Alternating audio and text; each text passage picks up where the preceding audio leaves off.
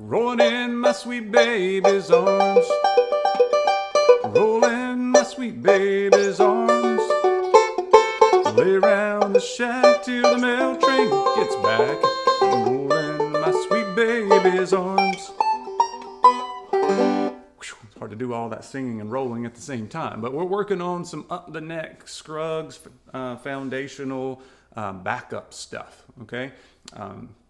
So we kind of have some a checklist of things that you kind of need to know as you're starting to get into backup, and you want to try to start playing backup as quickly as you can because that's what you play 80% of the time, and it's super fun.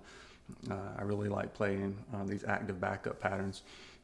But kind of the checklist of things that I'm going to assume you know for this video, or what you need to learn first, is you need to understand chord structure of songs, okay? If you've already played another instrument, guitar or mandolin or whatever, or even bass in a bluegrass setting, then you know chord progression, right? So if you're playing something like I Saw the Light, if you start in the key of G, then it's going to go to a C, and back to G, it's going to go to D, and then back to G. So those are the chord changes that happen the most often, and you just need to understand that. So I always try to pick songs when I was first learning that I actually knew the chord structure to. I knew the melody of the song. That helped me when I tried to create breaks to it. So that's the first thing. And then the next thing you need to understand is where all those chords are located on the fingerboard. So you've got your G's, right, at your F position, D position, bar position, which is the same as the nut down here, you know, up 12 frets. And then it repeats itself, F position, D position, before you run out of frets.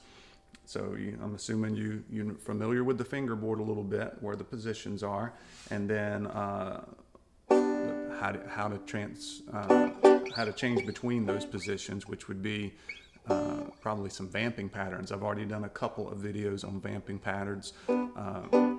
Some were more syncopated.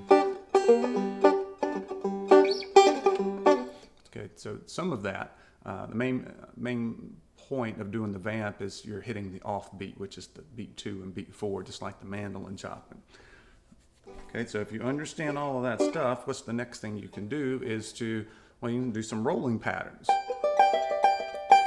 Okay, and then you can mix that in with some licks, some backup licks in particular that you hear a lot, and figure out how to create a very nice backup based off of those things. Okay, so backup licks like, okay,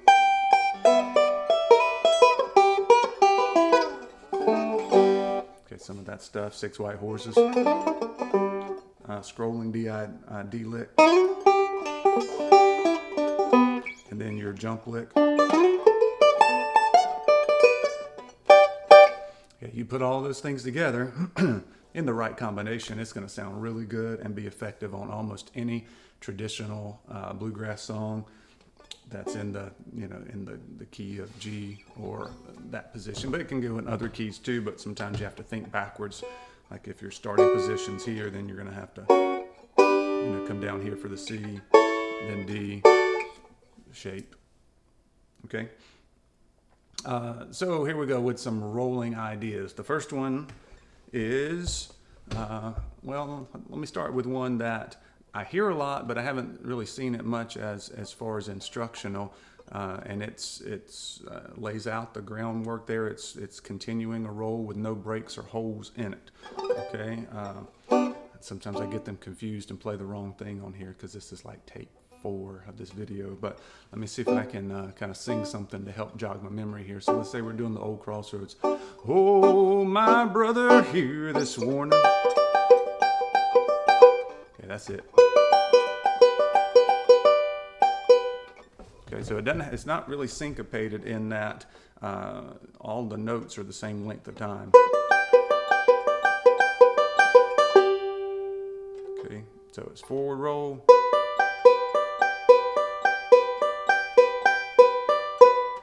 Okay.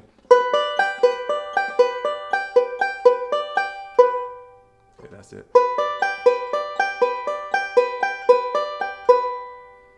Okay, so it's forward roll until you get to note 11, I think it is.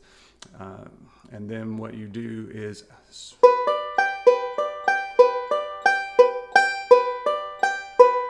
after you hit the thumb on the 11th note, you go to the first string instead.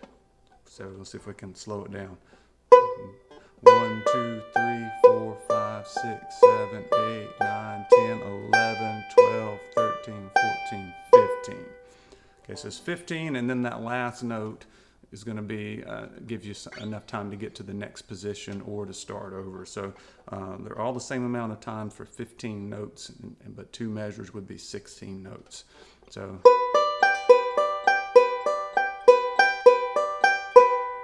okay, so if you're changing positions, you can like hit the first string as you're changing positions.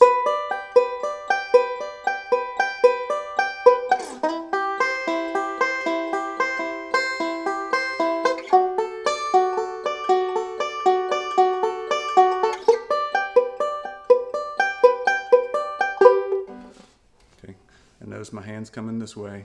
Okay, as you move up the neck, it should become automatic that your hands come closer together and you get away from the bridge and you get that nice watery sound. Okay, so that's one. And now if we start taking out some of those notes, you can turn that into what's what a lot of people call the in the mood lick from the big band era in the 30s, I believe that is. So it starts on, a lot of times you start it on the fourth string because you're sliding into position sometimes. And that's going to be a longer note, so that'll be worth, let's say we're doing 16th notes, or let's say we're doing 8th notes. So if we're doing 8th notes, that one would be a quarter. Okay, so instead of going that and then the index and then the middle, you let the first one ring out there, and then you go to the first string. So it's fourth, first,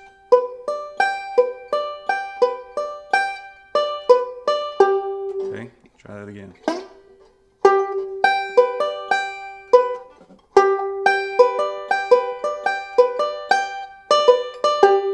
Okay, so you notice it's a lot more sparse, it's more syncopated. So it's boom, da,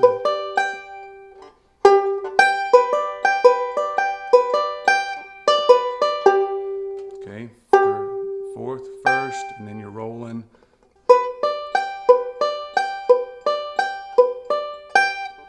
Okay, and then after that, how do you get out of it? After that last forward roll, it's kind of like you're doing a Cripple Creek kind of square roll, except it's it's your index on the second string, and then the third string, back to the second string, and then fourth.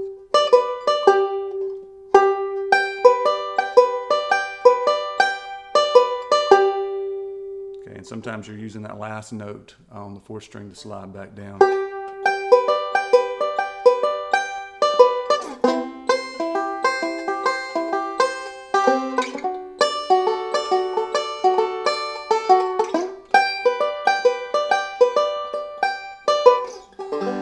Okay, so those were the main 2 rolls I wanted to show you, but I also wanted to make sure that you're aware of, you don't have to do the same thing for the entire measure or the entire 2 measures. You can break it half and half. Okay, and the other thing you can do is work on getting that thumb around there. Okay, if you put your thumb even with where your first string is, okay, that would be the 6th, that would be the 7th. If you move it back 1, it's the 6th. And I'm not getting big into that theory because I only know about that much of it, but I do know this is this would be a G6. That actually sounds more like the real In the Mood song from the big band era. Anyway, let me play that again.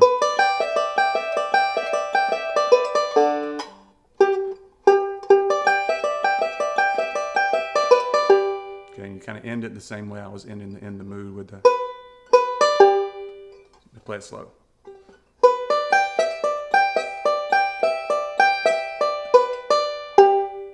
Okay, and that will work in some of these other positions too.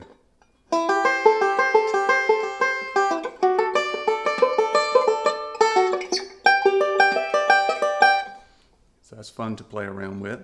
The other seventh I wanted to mention to you is if you're in the F shape, is to remove your pinky and drop down, flatten your index finger. So it's now laying across strings 1 and 2. So it's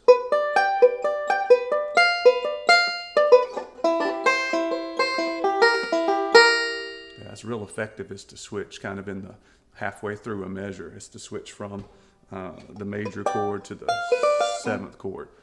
Okay, it's the same kind of thing as wrapping your thumb around halfway through the measure. Okay, you start putting all of that stuff together, it starts to sound pretty good. Another thing you can do is you can start your roll in the F position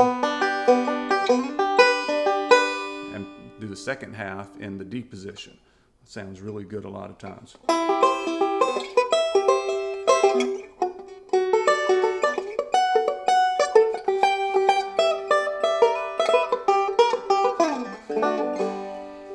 Okay, so mix those things together with a couple of the other fill-in ideas, and also some vamps. Another thing you can do is you can roll for the first half of the measure and then do a vamp for the second half. I like doing that a lot. So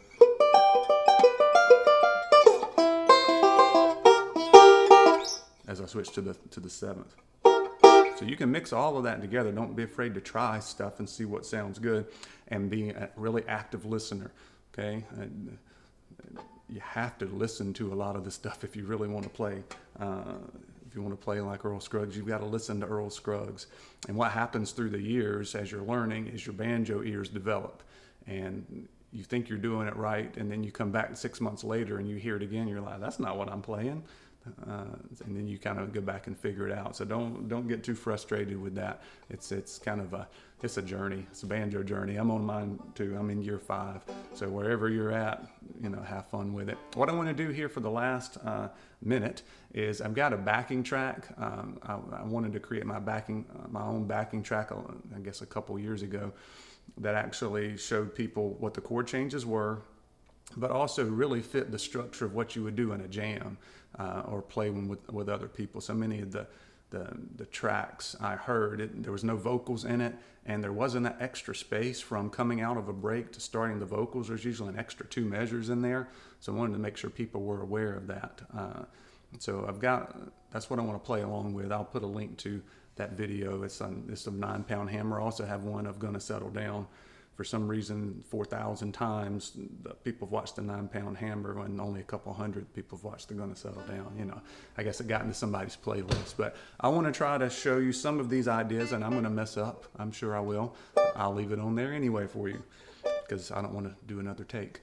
But I'm going to play along with it, and hopefully I can put in some of these ideas to create a nice active up the neck backup pattern. All right, have fun with it. See you next time. 4, 1, 2, 3. This 9-pound hammer is a little too heavy for my size, but for my size, well, buddy, don't you roll so slow. How can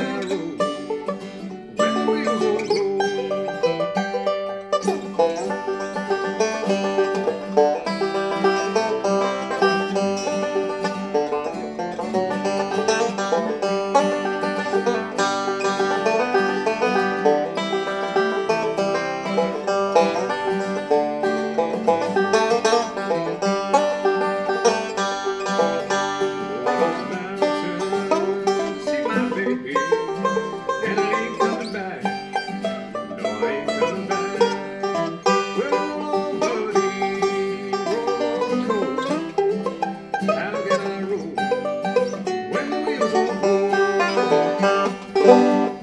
That's enough of that.